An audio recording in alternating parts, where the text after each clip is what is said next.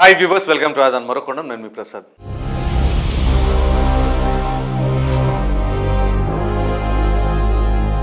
YCP వద్దు, TDP ముద్దు. ఆగని వలసలు వైసీపీ నుంచి టీడీపీకి వలసలు ఏ విధంగా ఉన్నారంటే క్యూ కట్టారు అనే పదం చాలా చిన్నదేమో. రోజుకి ఎంతో కొంతమంది వెళుతూనే ఉన్నారు గత 2 నెలలుగా. నిన్నగాక మొన్ననే కదా నెల్లూరు పెద్దారెడ్లు 3 ఎంపీలు మరి టీడీపీలోకి వెళ్ళిపోతున్నారు అని చెప్పేసి వార్తలు వచ్చినాయి. అందులో 2 అఫీషియల్గా జాయిన్ అయిపోయారు. హామీలు కూడా ఇచ్చారట, ఎంపీ టికెట్లు కేటాయిచ్చేస్తామని చెప్పేసి. సో ఇప్పుడు తాజాగా మరొక 3 ప్రాంతాల్లో తెలుగుదేశం పార్టీకి ఊరటనిచ్చే అంశం అనే చెప్పాలి. వైసీపీ నుంచి ఆ వలసలో మరలా తెలుగుదేశం పార్టీలోకి. ఇంతకీ ఎవరెవరు ఏంటి అంటే అద్దంకి నియోజకవర్గానికి సంబంధించిన బాచిన కృష్ణ చైతన్య, ఆయన వైసీపీ క్యాండిడేటే కదా. ఆయనతో పాటు ఉన్న ఆయన అనుచరులు వీళ్ళందరూ కూడా తెలుగుదేశం పార్టీలోకి వెళ్ళడం. ఆయనే కాకుండా చిన్న వెంకటరెడ్డి అని చెప్పేసి నరసరావుపేట నియోజకవర్గ పరిధిలో ఆయన. ఇక తర్వాత ఉమ్మడి పశ్చిమ గోదావరి జిల్లాకు సంబంధించి భీమవరం ప్రాంతంలో పేకేటి సీను. సో ఇలా వీళ్ళందరూ కూడా తెలుగుదేశం పార్టీలో క్యూ కడతా ఉన్నారు. సో దీన్ని బట్టి ఏమైనా అర్థం చేసుకోవాలి, ఇక వైసీపీలో మేము ఉండమని చెప్పేసి వాళ్ళు అంటున్నారు అంటే ఇక్కడ పరిస్థితి గ్రాఫు ఏంటి, రాబోయే రోజుల్లో ఎలా ఉండబోతుంది అనేది ప్రతి రాజకీయ నాయకులకి ఒక క్లియర్ కట్ పిక్చర్ ఉంటుంది. సో ఆ సమయంలోనే ఇటువంటి నిర్ణయాలన్నీ కూడా తీసుకుంటూ ఉంటారు. సో ఒక 100 మందో లేకపోతే ఒక 50 మందో వైసీపీ నుంచి టీడీపీకి వస్తే ఒక 2 మాత్రం టీడీపీ నుంచి వైసీపీలోకి వెళ్తున్నారు. సో ఇట్లా ఉంటుంది. ఇప్పుడు ఉదాహరణకి మనం కనుక గమనిస్తే కేసినేని నాని గారు ఒక్కడే విజయవాడలో ఈ తెలుగుదేశం పార్టీ నుంచి వైసీపీలోకి వెళ్ళినట్లుగా కనిపిస్తూ ఉంది. ఇక మిగిలిన చోట్ల ఎక్కడ ఎవరిని చూసినా కానీ వైసీపీ నుంచి తెలుగుదేశంకి వచ్చిన వాళ్ళేగా. ఉదాహరణగా మనం కనుక తీసుకున్నట్లయితే మన ఈయన కొలుసు పార్థసారథి గారు కావచ్చు, అదేవిధంగా వసంత కృష్ణప్రసాద్ గారు, ఆయన కూడా ఆలోచనలో ఉన్నారు. సో ఇంకా అఫీషియల్గా కన్ఫర్మ్ కాలేదు. యార్లగడ్డ వెంకట్రావు గారు వైసీపీ నుంచి టీడీపీలోకి వచ్చిన క్యాండిడేటేగా. ఇంకా చాలామంది ఉన్నారు, చెప్పుకుంటూ పోతే ఇంక మామూలు లిస్ట్ ఉండదులేండి. సో ఆల్రెడీ వైసీపీ నుంచి మరి ఎమ్మెల్సీలు వెళ్ళిపోయారు.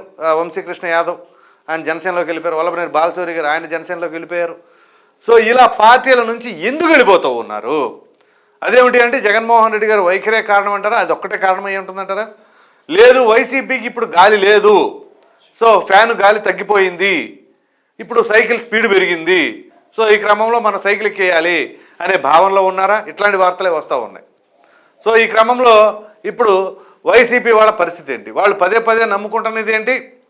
వాళ్ళు ఇచ్చిన సంక్షేమ పథకాలు, వాలంటీర్ వ్యవస్థ, ఇదే.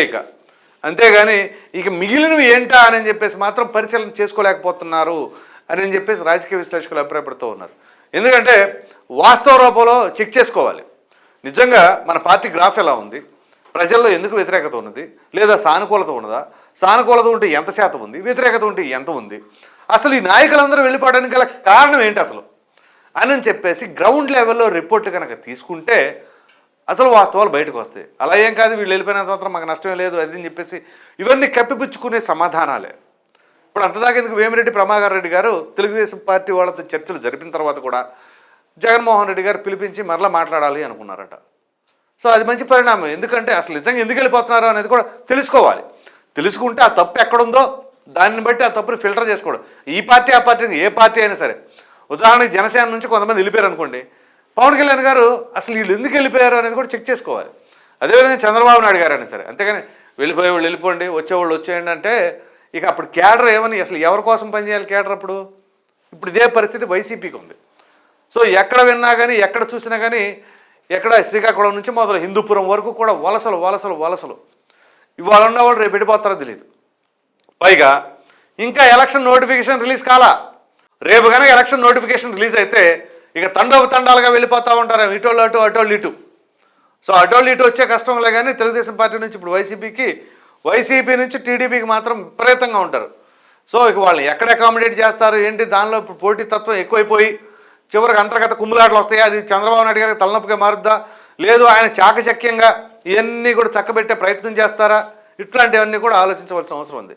కాకపోతే ఇక్కడ కేడర్తో కూడా చాలా చాలా జాగ్రత్తగా వ్యవహరించవలసిన బాధ్యత అటు పవన్ కళ్యాణ్ గారి పైన ఇటు చంద్రబాబు నాయుడు గారి పైన కూడా ఉన్నది. వైసీపీ వాళ్ళని తీసుకోవడం ఒక్కటే కాదు, ఆ క్యాడర్ను కూడా సంతృప్తిపరచాలి. అందరూ కలిసి సమాయత్తమై కృషి చేయాలి పార్టీ బలోపేతానికి, గెలుపొందడానికి. అలా కాకుండా రండి వచ్చిన వాళ్ళు వచ్చినట్టు రండి, మీకు ఎందుకు కండవాలు కప్పేస్తామని చెప్పేసి కప్పేశారనుకోండి, తర్వాత ఆ కేడర్ కప్పేస్తుంది. కాబట్టి ఎవరైనా సరే ఒక నాయకుడు ఇంతకాలం పోరాడిన వాళ్ళని ప్రక్కన పెట్టేసి టెంపరీగా ఇన్స్టెంట్గా వచ్చిన నాయకుల్ని కనుక ఎంకరేజ్ చేస్తే వచ్చే ఇబ్బందులు ఇవి. సో మొత్తం మీద ఇప్పుడు సాధారణంగా ఈ రాజకీయ పార్టీలన్నీ కూడా ఎన్నికల సమయం దగ్గరకు వచ్చినప్పుడే ఈ రాజకీయ నాయకులందరూ కూడా ఎటు గాలి ఉంది, ఎటు వాటం ఉంది అని చెప్పేసి చూసుకుంటారు. చాలామంది గోడ మీద వాటంతో ఉంటారనమాట. ఓకే, ఇప్పుడు జగన్మోహన్ రెడ్డి గారికి గాలి ఉన్నట్టుంది, ఇటు వెళ్ళిపోదాం. అమ్మో లేదు, ఈసారి చంద్రబాబు నాయుడు గారికి లైన్ ఉన్నట్టుంది, ఇటు వెళ్ళిపోదాం. ఇట్లా ఇక గతంలో జగన్మోహన్ రెడ్డి గారికి స్వింగ్ ఉందిగా, అటు వెళ్ళిపోయారు. ఇప్పుడు చంద్రబాబు నాయుడు గారికి స్వింగ్ ఉందిగా, ఇటు వెళ్ళిపోయారు. ఇక చివరికి ఏంటంటే ప్రజలు పిచ్చోళ్ళు అనమాట. ఇక అట్లా ఉంటుంది పరిస్థితి. సో ఇక ఫైనల్గా ఏం చేస్తారు, పైన ఉన్న ఫోటో చంద్రబాబు నాయుడు గారు, జగన్మోహన్ రెడ్డి గారు, పవన్ కళ్యాణ్ గారు, వీళ్ళే. సో వీళ్ళని చూసుకొని ఎవరికి వేయాలి అనుకుంటే వాళ్ళని చేసుకుంటూ ఉంటారు. సో మొత్తం మీద ఇప్పుడు మనం మాట్లాడుకోవాల్సి వస్తే వైసీపీకి అయితే తీవ్రమైన ఇబ్బందికరమైన వాతావరణంలో ఉన్నది. ఎందుకంటే వలసదారులను ఆపలేని పరిస్థితుల్లో ఉన్నారు. వాళ్ళు ఇప్పుడు ఒకరి తర్వాత ఒకరు క్యూ కడుతూ ఉన్నారు. రేపు ఎలక్షన్ నోటిఫికేషన్ రిలీజ్ అయిన తర్వాత ఇంకెంతమంది అసంతృప్తులుగా ఉండి వాళ్ళందరూ కూడా వైసీపీని వీడతారు అనేది తెలియాలి అంటే రేపు ఎలక్షన్ నోటిఫికేషన్ వరకు మనం వేచి చూడవలసి ఉంది. ఈ వీడియో కనుక మీకు నచ్చినట్లయితే లైక్ చేయండి, షేర్ చేయండి. అదేవిధంగా వైసీపీ వద్దు, టీడీపీ ముద్దు అని చెప్పేసి వలసలు పెరిగిన దానిపైన రేపు ఎలక్షన్ నోటిఫికేషన్ వచ్చిన తర్వాత ఇంకెంతమంది ఉంటారు అనేది మాత్రం ఖచ్చితంగా కామెంట్ సెక్షన్లో తెలియజేయండి. మరిన్ని వీడియోస్ కోసం మన ఆదాన్ ఛానల్ని సబ్స్క్రైబ్ చేయడం మాత్రం మర్చిపోండి. Thank you.